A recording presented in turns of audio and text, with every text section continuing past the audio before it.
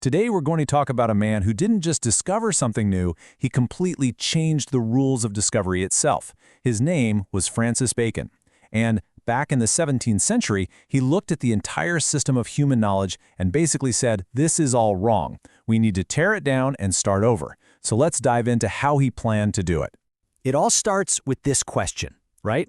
It's maybe the most fundamental question there is. How do we actually know that something is true? We all struggle with this, but 400 years ago, Francis Bacon saw that the methods everyone was using to answer it were, well, completely broken. He knew that before we could build any new knowledge, we first had to figure out a reliable way to get to the truth. So what was it like back then? Well, the old way of knowing things was all about looking backward. Seriously, scholars would spend all their time reading and debating ancient books from thinkers like Aristotle. Being smart meant you were good at arguing, not at investigating. Bacon came along and proposed something totally radical. He said, stop looking at old books and start looking at the world around you. The new way, he argued, shouldn't be based on who has the most authority, but on what we can actually observe, test, and prove with evidence. Now for Bacon, this wasn't just about a few small changes. This was a total demolition job. He looked around and saw an intellectual world that was just completely stuck, obsessed with admiring old ideas instead of building new ones. He believed the entire goal of learning had gone off the rails. And man, his critique of the scholars of his day was just razor sharp. He had this famous line where he said they hunt more after words than matter. You know, basically calling them out for being all talk.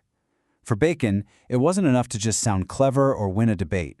The real prize, the whole point, was to discover something new and useful about how the universe actually works.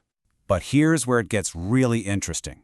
Bacon realized the problem wasn't just bad methods or old books. The problem was us. It was our own minds.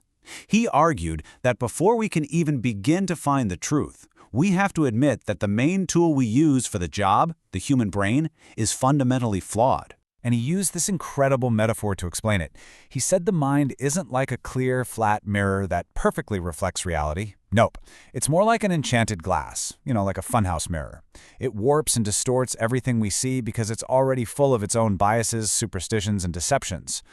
We don't see the world as it is. We see it as we are. Bacon even gave these mental distortions a name, the idols of the mind. You can think of them like bugs in our mental software, or what we'd call cognitive biases today. He was one of the very first thinkers to try and systematically identify these built-in roadblocks to clear thinking. Okay, so let's break them down real quick. First, you have the idols of the tribe. These are the flaws wired into all of us, just by being human, like our tendency to see patterns where there's just random noise. Think confirmation bias. Then you have the idols of the cave.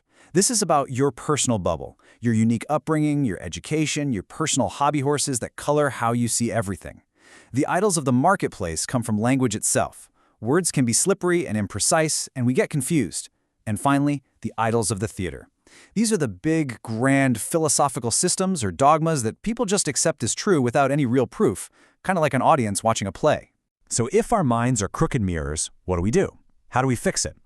Well, Bacon's answer was brilliant. He said, you can't fix the mirror, so instead you have to build a new tool to guide the mind past its flaws. And he laid out this tool in his masterpiece, the Novum Organum, which literally means the new instrument. And the heart of this new tool was a complete reversal of how things were done. The old way, he said, was to take a tiny bit of evidence and immediately jump to some huge, sweeping conclusion. It's a top-down approach. Bacon's method was the total opposite. It's slow, it's patient, it's bottom-up. You start with the tiny details, you gather tons of data, and only then do you slowly, gradually rise to a general conclusion. You take the stairs, one step at a time. And here's how it actually works. It's a very structured process, almost like a machine, and it's designed to stop our idols from taking over. First, you just gather data, meticulously. Then, you organize it. You put it in tables, noting where the thing you're studying is present, where it's absent, and where it changes. Step 3 is the real key, exclusion.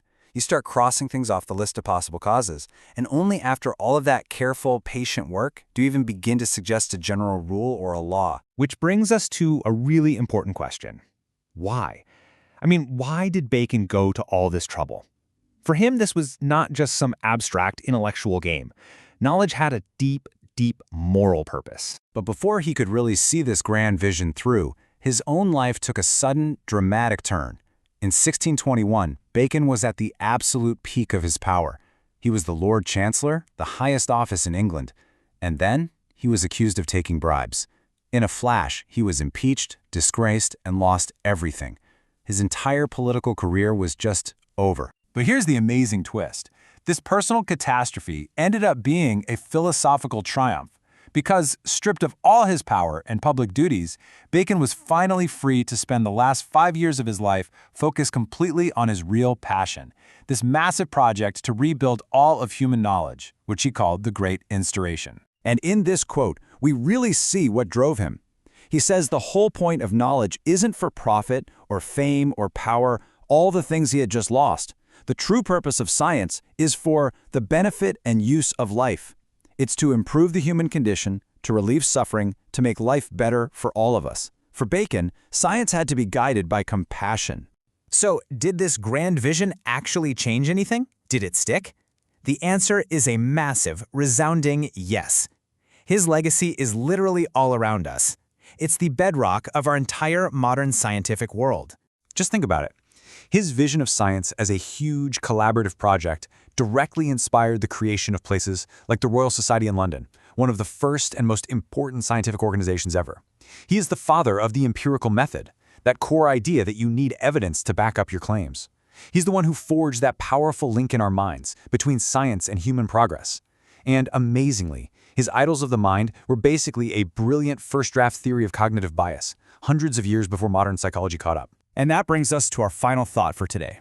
400 years ago, Francis Bacon warned us that our minds are like enchanted glass, full of superstition. In our age of social media, filter bubbles, and just constant misinformation, his warning about the idols of the tribe, the cave, the marketplace, and the theater, well, it feels less like a dusty piece of history and more like an urgent user's manual for the 21st century. It really makes you wonder, is learning to spot these idols in ourselves the most critical skill we can possibly have right now?